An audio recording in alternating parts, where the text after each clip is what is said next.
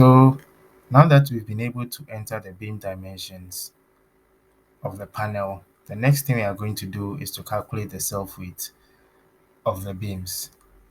And if we recall, in order to calculate the total loading, say on beam on grid line A, this particular beam, we would have to calculate this varying distributed load from the slab acting onto this beam, and again would have to calculate the self-weight of the beam. And to calculate the self-weight of this beam, we we are going to multiply the cross section of the beam by the density of concrete. So in this case, when we are considering beam on grid line A, the size is 200 by 600. So the self-weight of this beam on A will be 0.2. We are converting it to meters by 0.6 times the density of concrete, which is 24 kilonewton per cubic meter. Right. So once we do that, we'll have our self-weight to be 2.88 kilonewton per meter. Right. So we are going to implement this in Python. Okay. So let me comment that out and say calculate self weight of beam. So we are going to calculate the self weight of beam on grid line A. Right. And as we just discussed, in order to calculate the self weight of beam A, we would have to multiply the dimensions or the cross sectional area of the beam by the density of concrete. In order to do this, we would have to define a function. So let's define a function. So say define a function. Let's call that function SWEA. So self weight of beam A. Then that will have parameters. When we define our beam dimensions here, we said the beam depth is H1 and the width is B1. So we'll say the function here, the self weight of beam A will have parameters H1 and B1. Then we'll have a semicolon at the end. Okay, now we are going to return the calculation to do the self weight, to perform the self weight calculation. So we'll say return H1. Now we want is in millimeters, so we need to convert it to meters. So H1 divided by 1000 and times the width, which is B1, divided by 1000 times 24, which is the density of concrete. Okay, so once we've been able to do that, let us do a print statement to return the self weight of beam A. So as we've been doing previously, we can just copy this statement here and bring it down, and we'll say print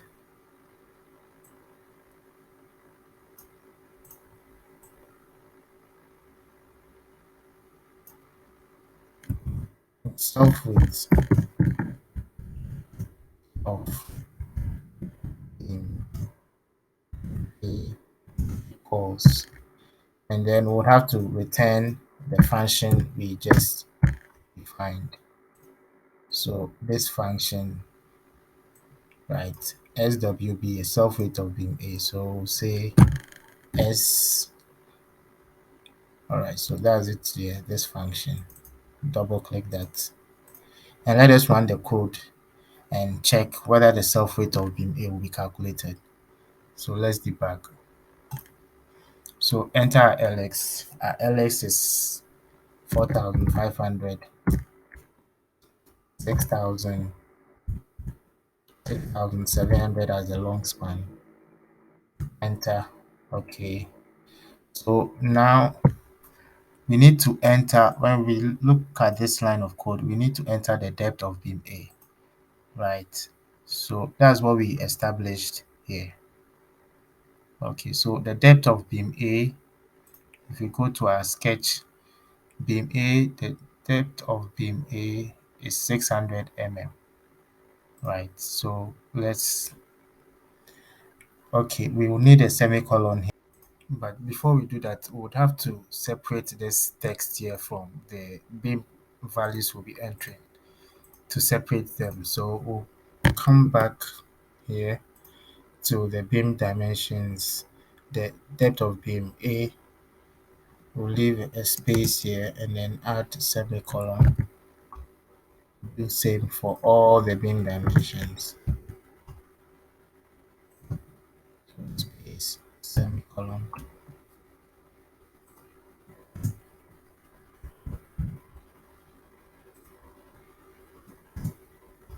Okay, so it's supposed to be within the inverted commas.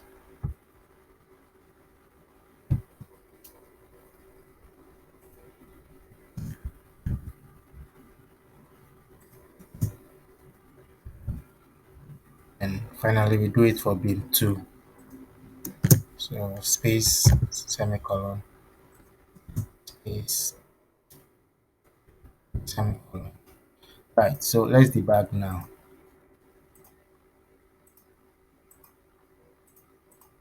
Okay, so let's go to um, console and do restart kernel. That will restart the whole application. So are you sure you want to restart the kernel? Yes. And let's wait for some time. Okay, so let's debug now. Okay, so our LX in our example is 4,500 and the LY is 6,700. So our LX is 4,500, enter. LY is 6,700, enter. Right, so this is the essence of the semicolon we just put here. If it wasn't there, we would realize the beam dimensions will be entering would be attached to the beam A. So that's fine now. So enter depth of beam A from our example. So beam on grid line A, B, and 1 are all 200 by 600, and that on grid line 2 is 200 by 450. So beam depth depth of beam A is 600 mm. Enter. The width is 200 mm. Enter. Depth of beam B is also 600 mm. The width is 200 mm. Enter. Depth of beam 1 is also 600 mm. The width is 200, and depth of beam 2, that is different. So that is 200 by 450. So the depth is 450 and the width is 200. Enter. Right, so our self weight has been calculated as 2.88. Okay,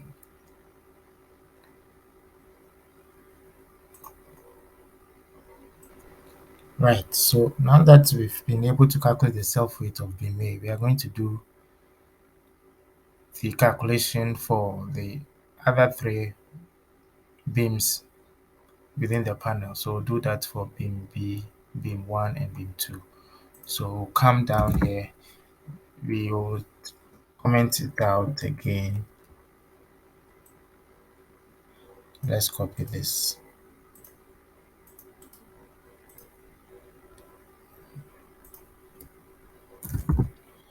Okay, so calculate self-weight of beam B.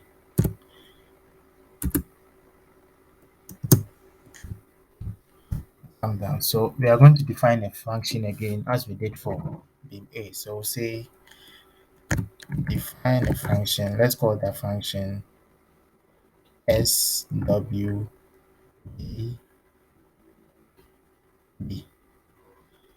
And to have parameters. So beam B has the depth as h2 and the width as b2. So h2 and b2. And then we need a semicolon at the end. Enter. Then we'll return the cross-sectional area multiplied by the density of concrete as we did previously. So return, so h2 divided by 1000 times b2 divided by 1000 times the density of concrete, which is 24 kilonewton per cubic meter. Then we can create another function for beam on grid line 1. So we can copy this and bring it down. We'll change this to 1, change this to SWB1. This will be H3, B3, H3, B3. Right. So that's the depth of beam 1 is H3 and the width is B3. So again, and copy these lines of code and bring it down. We'll comment that out as beam self-weight of beam 2. We'll change this to H4, B4, H4 again, and B4. So we have an error here. Okay, so this is supposed to be self-weight of beam 2. Okay. Now, so we've been able to calculate to create a function to calculate the self-weight on of all the 4 beams within the panel. So now let us debug and check. So LX is 4,500, LY is 6,700. Okay, so enter depth of beam A, that is 200, 600. Depth of beam A is 200, depth of beam B 600, it is 200, depth of beam 1 is 600, width is 200, and depth of beam 2 is 450, and the width is 200. Okay, so we've not done a statement to return the self weight of the other 3 beams within the panel. So we would have to come here and copy this print statement and change it to self-weight of beam B. So capital here. And then the parameters within beam B are H2 and B2. Again, let's enter some space. We can copy the print statement here, copy, bring it here, and change this to self-weight of beam 1. So actually this is supposed to be SBB. So that's our function. That is the function here. So SBB, SWBB and this will be SWB1, right? And this will be okay. So SW2, that's okay. H4, B4, H4, right? So we can now copy this. So we need to change this to H3, B3, and then so beam self weight of beam 1. Okay.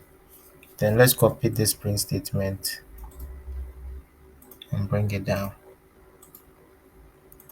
So edit this to sealed beam, self weight of beam 2. So would say so it has parameters H4, B4. Okay. So we'd have to change this to SWB2 and this to H4, H4, right? So we can now debug again. So our LX is 4,500, LY 6,700, enter depth of beam A, that is 600, the width is 200, depth of beam B is 600, the width is 200, 600, the width of beam 1 is 200, depth of beam 2 is 450, and the width is 200, right? So now we've been able to calculate the self weight of beam A, which is 2.88. And the beams, since the beam sizes for beam A, B, and 1 are the same, would expect the same self weight. So we've we got 2.88 for the self weight of beam A, B, and 1, and that of beam, right. So we have an error here. So this line of code is supposed to be self weight of beam 2. So we'll come back here and change this to 2, right? And let us run the code again. Okay, so our LX is 4,500, LY 6,700, depth of beam A is 600, width is 200, depth of beam B 600, 200, 600, depth of beam B is 450, and the width is 200. Okay, so now the self weights have been calculated. The next thing we are going to do is to allow the user enter the dead load and live load of the slab. So in this instance or this example, the dead load of the slab is 6.8 kilonewton per square meter and the live load is 4 kilonewton per square meter. So we would comment that out and say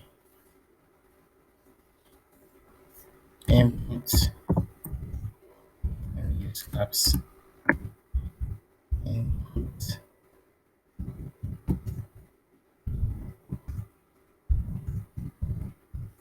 dead load of slab.